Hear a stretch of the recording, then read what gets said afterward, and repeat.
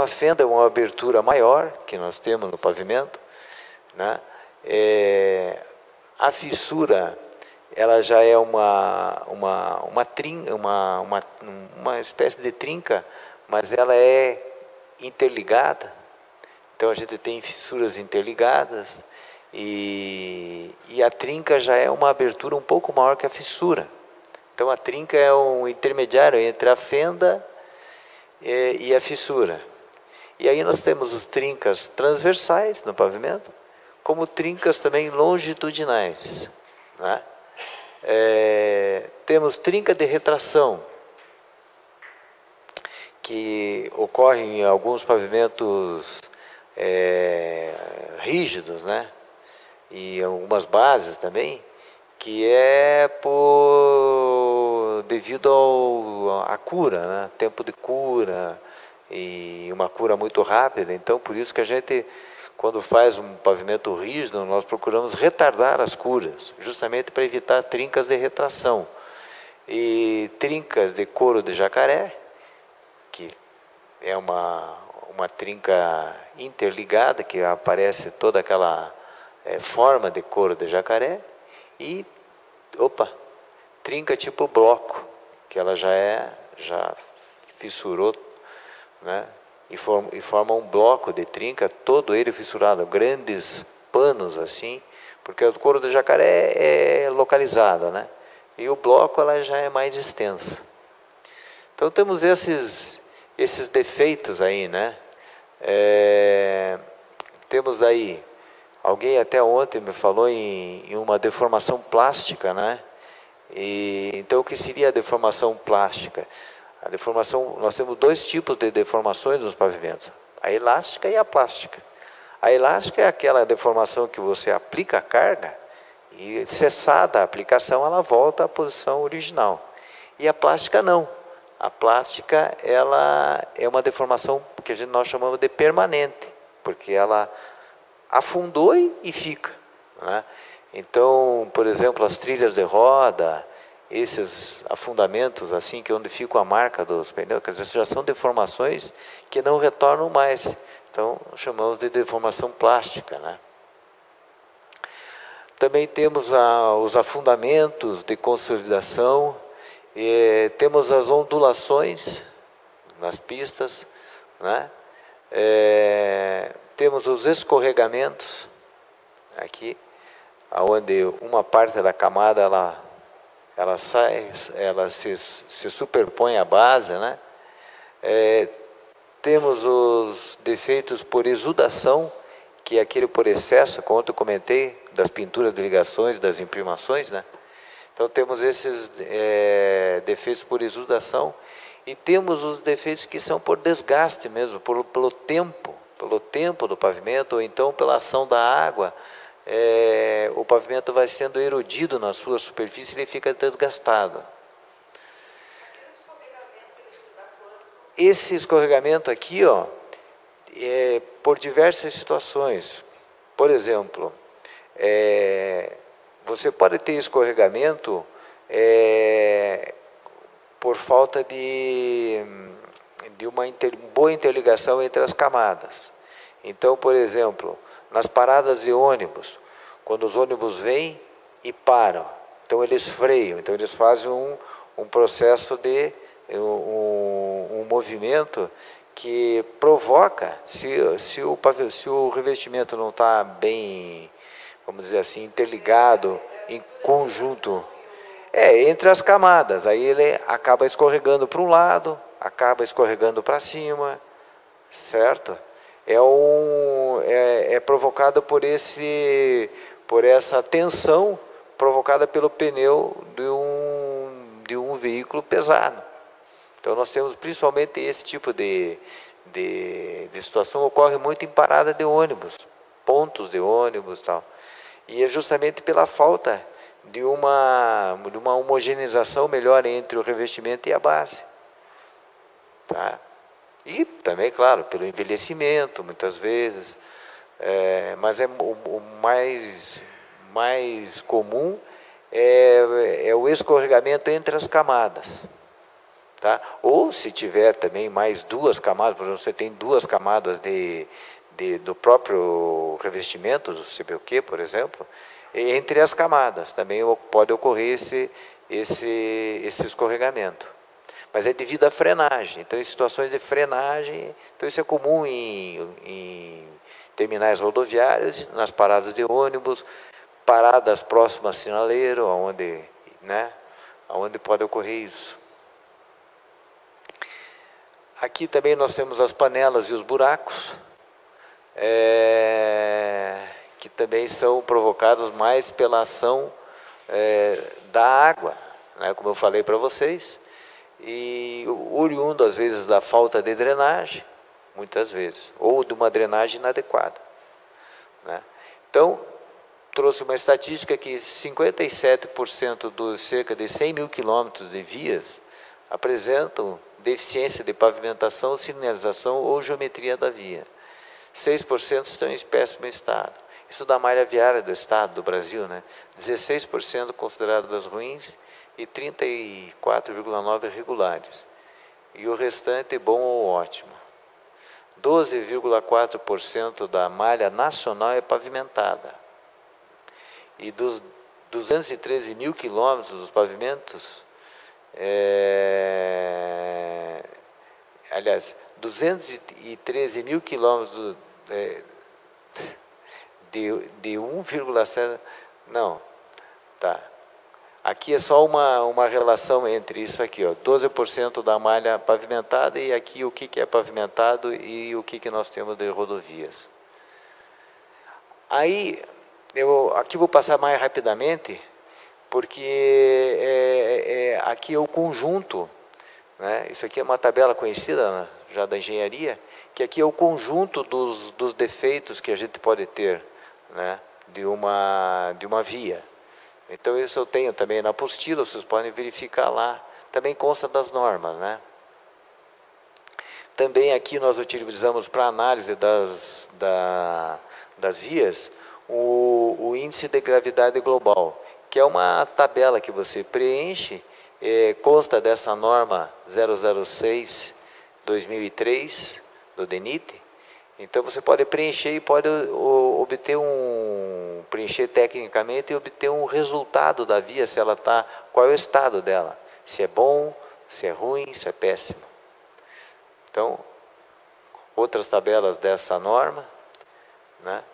E agora, então, avaliado a situação da via, nós podemos propor alternativas de recuperação. Então, também fazemos algumas avaliações, né? No critério lá do Paraná Cidade, nós usamos o teste de carga e a viga Benchimol. O teste de carga, até ontem eu comentei com vocês, né? Falamos do teste de carga, que é um caminhão toco, carga coroada e tal.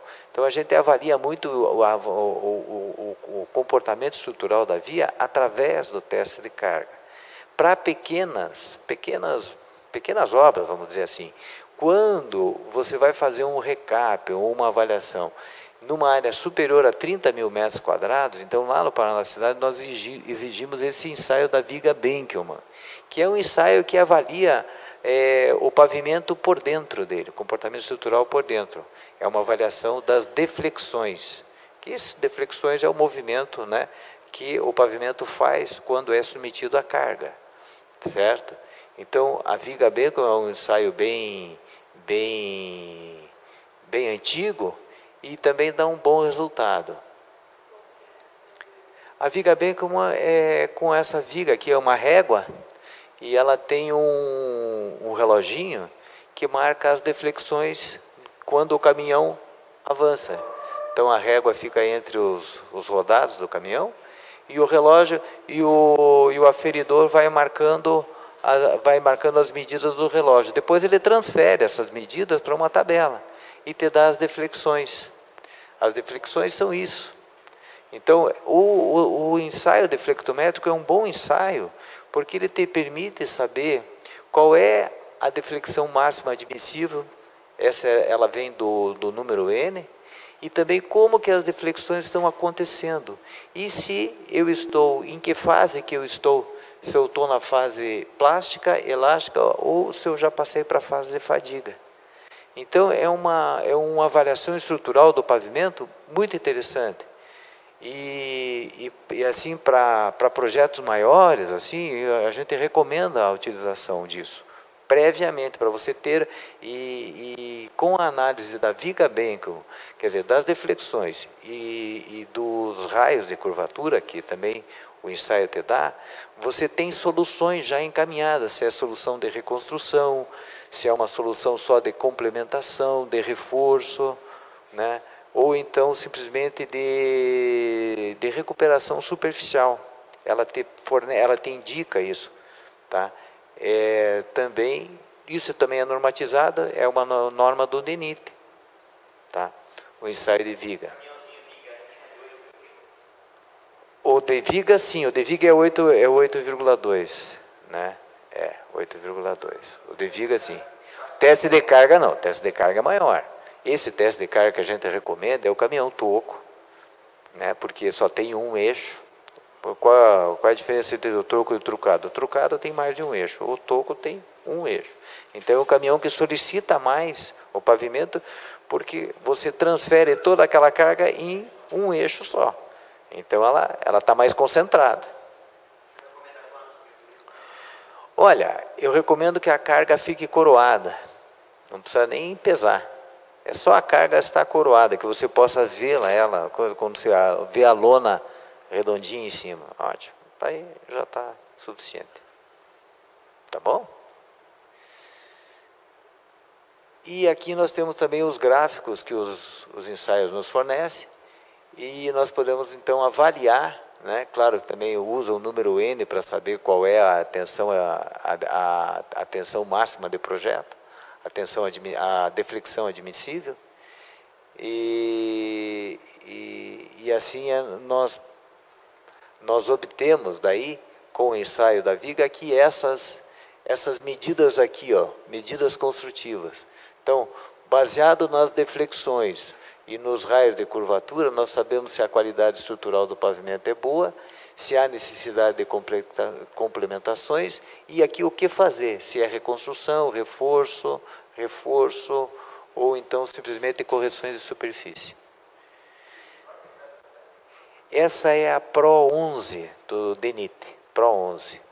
Então tem todo um conjunto lá, vocês entram na Pro 11 do DENIT e vocês obtêm esse ensaio completo, com todas as dicas. Tal. É bem tranquilo, parece ser uma coisa assim, muito complicada, mas não é. É um ensaio... Para recap é muito bom para análise da situação, o que fazer, porque muitas vezes você vê só o visual não te dá, por exemplo, uma segurança de você dizer, olha, a solução é essa. Às vezes você precisa saber como que está se comportando internamente as camadas. Esse é o importante. Porque o recap, muitas vezes a gente, o leigo, por exemplo, ele diz assim, não, essa via aqui nós vamos colocar um revestimento em cima e está bom.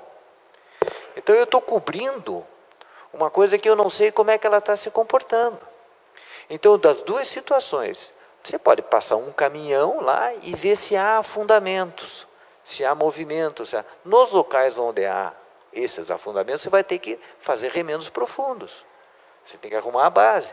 Porque se o revestimento está se movimentando, se há um movimento com a passagem do caminhão toco, você vai olhando o caminhão. Aonde movimentou, você já vai junto leva aqui um spray e já circula, porque ali naqueles pontos são os pontos que você vai ter que fazer remendos profundos. Bom, isso é uma coisa. Um exame mas isso é um exame visual. Isso aqui não é visual. Isso aqui é um exame que te dá o comportamento estrutural das camadas, da base, do pavimento como um todo. E ele te indica com uma segurança muito grande o que fazer. Então, conforme as deflexões. Sempre que, veja bem, sempre nós vamos comparar a deflexão característica com a deflexão admissível. Essa admissível é aquela que vem do número N. Número N, então, número de projeto. Né? Então, em relação ao número N, eu já tenho a minha deflexão admissível. Se a minha deflexão admissível é 90, e a minha deflexão obtida é maior que 90, então aí eu vou ter situações aqui, dependendo do raio. Se a minha deflexão admissível é 90 e a característica é 100, e o raio é maior que 100, aí eu tenho duas situações. Situação qualidade estrutural, pode ser regular ou pode ser má. Se ela é má, reforço e reconstrução. Mas aí eu tenho um critério técnico para dizer isso. Eu posso defender. Sim. No raio de curvatura, não. O próprio ensaio, não, é um cálculozinho que vem suplementar, junto com o ensaio. Tem.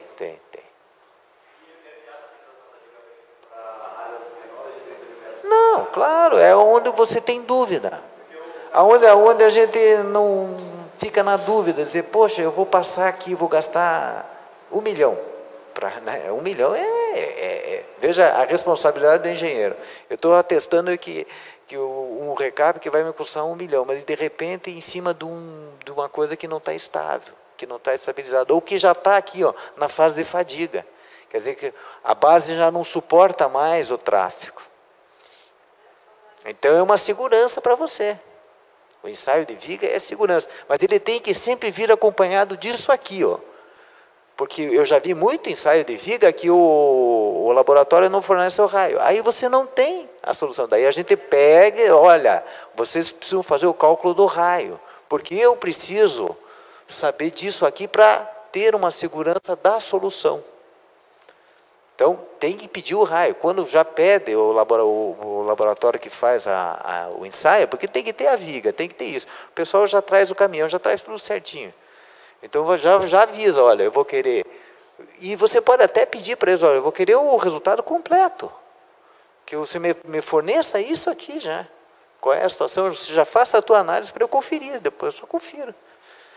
Né? Aí eu tenho uma segurança maior da solução. Isso eu acho importante. Isso eu acho uma coisa importante para nós avançarmos nessa. Aí não fica uma questão tão subjetiva, que às vezes pode dar certo, que às vezes pode não dar certo, ou que às vezes eu posso estar gastando muito. Estou gastando muito em infraestrutura sem muita segurança. Eu acho importante isso.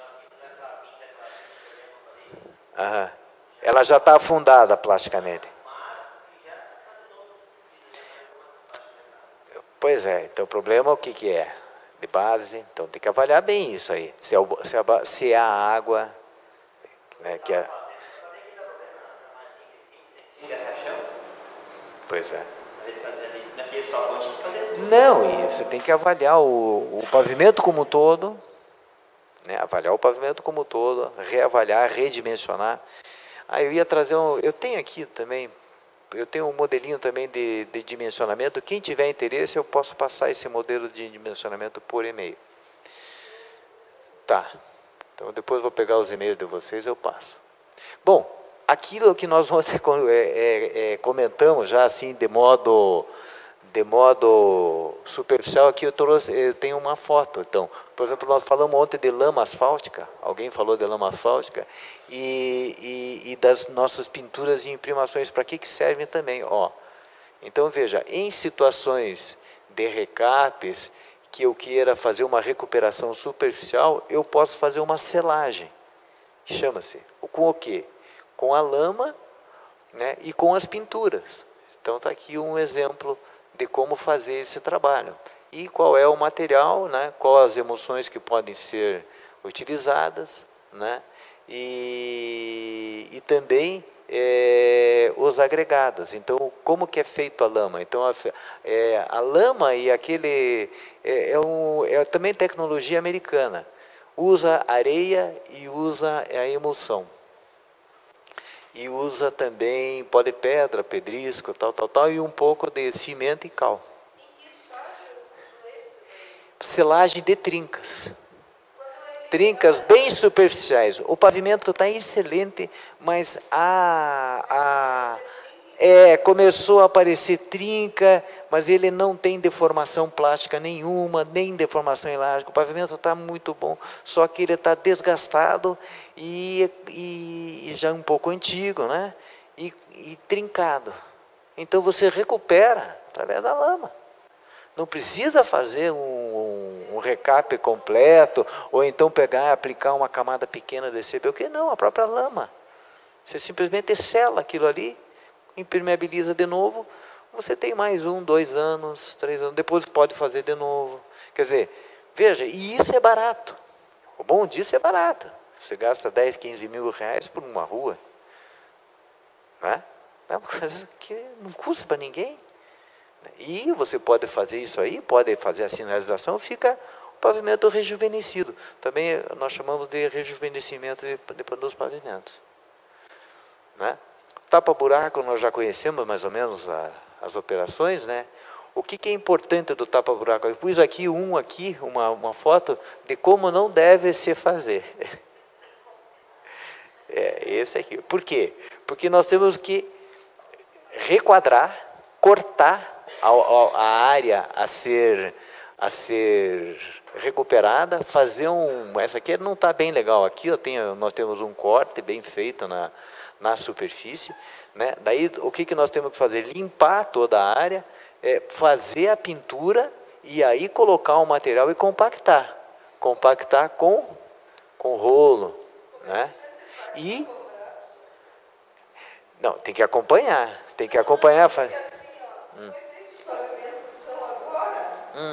a Sanepar foi lá. Ah, sim, e abriu. O que eles fizeram?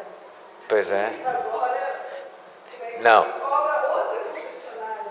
Exatamente. Não foi pago ainda, então daí agora eu estou sendo questionada pelo engenheiro do SEDU sobre isso daqui. Daí Sim. até a outra menina que trabalha comigo pega e me manda, ó, a carta que fizeram. Pois é. Nem assim fizeram. Não, então, está fora da técnica. Está fora da técnica. Você tem que dizer para a concessionária, mandar um ofício para a concessionária dizendo, olha, tapa-buraco, você faz com recorte, você faz com operação assim, a operação essa, está fora da norma, nós não podemos aceitar. Tem que refazer, tem que corrigir.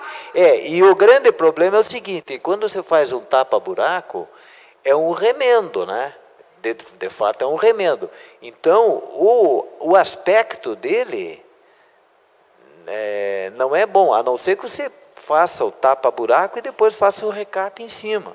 Então, quando você tem que entender que fica um aspecto precário, né, vamos dizer assim. Para um pavimento que é novo, ele já está remendado. Então, o que precisa ser feito quando você faz? Talvez fazer uma área maior, fechar toda uma área depois.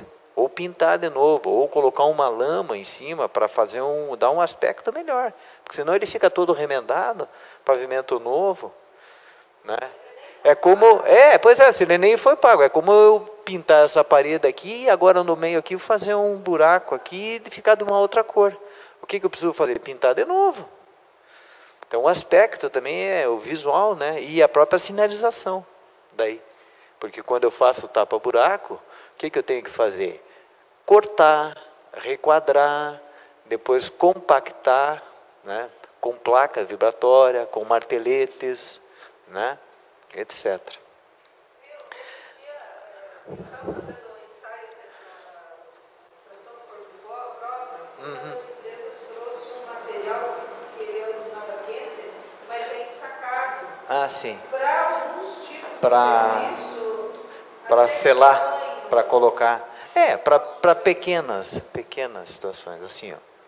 Tá, pequenas, mas a panos grandes não, porque daí ele tem ele é diferente do material que foi aplicado, do revestimento do CBUQ, porque esse material, ele é um material, como é que eu vou te explicar, com um agregado menor, miúdo, ele é um material mais fino, Ele é um faixa F, assim.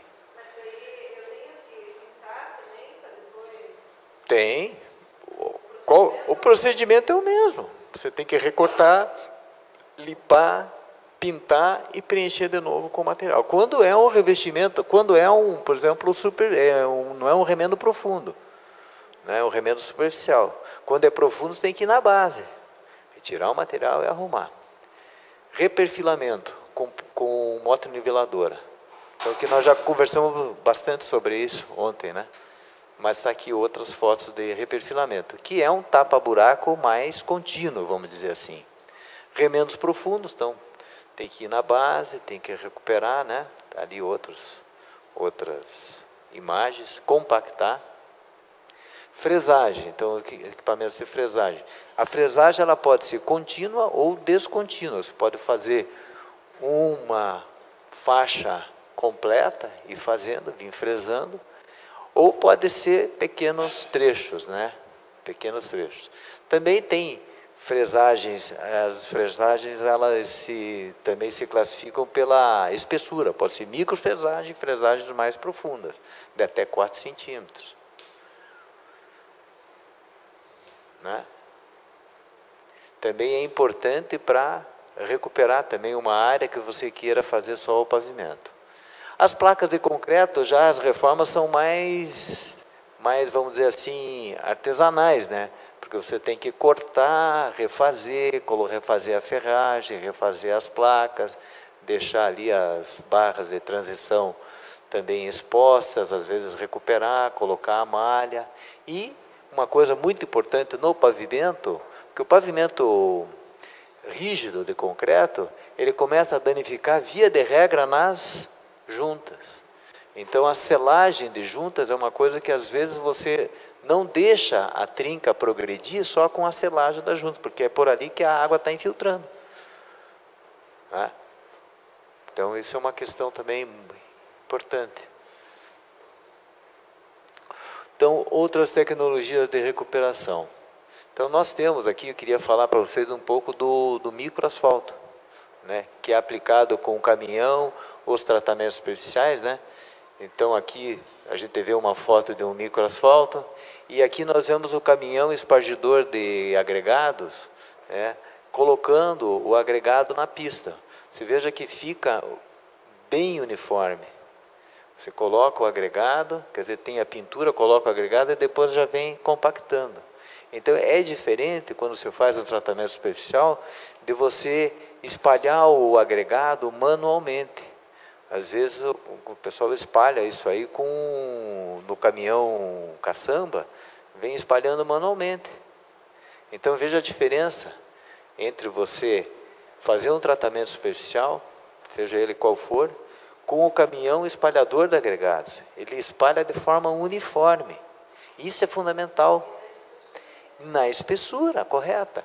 Isso é fundamental para um tratamento superficial dar certo. Quer fazer tratamento superficial? Exija o caminhão espalhador de agregado. Porque senão você vai fazer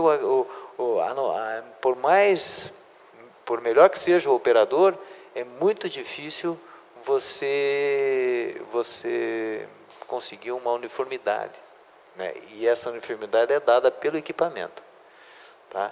Então, né, é também uma técnica muito utilizada nos tratamentos superficiais. As reconstruções são utilizadas para isso.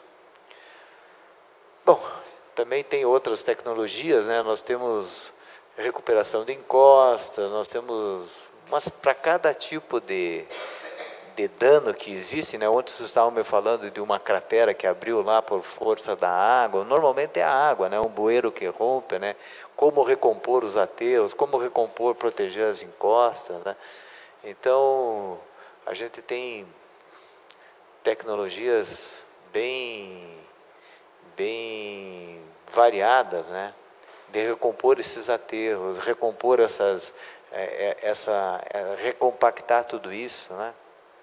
Às vezes com o rompimento de um bueiro, como é que você vai recompor lá de baixo? Tem que vir compactando todas as camadas até chegar na parte de cima. Tá? Aqui um pouco daquilo que eu falei, né? Tanto o caminhão espalhador de agregados, como aquele que faz a pintura de ligação, ou o próprio pipa. Vocês têm que ter os equipamentos em ordem para poder fazer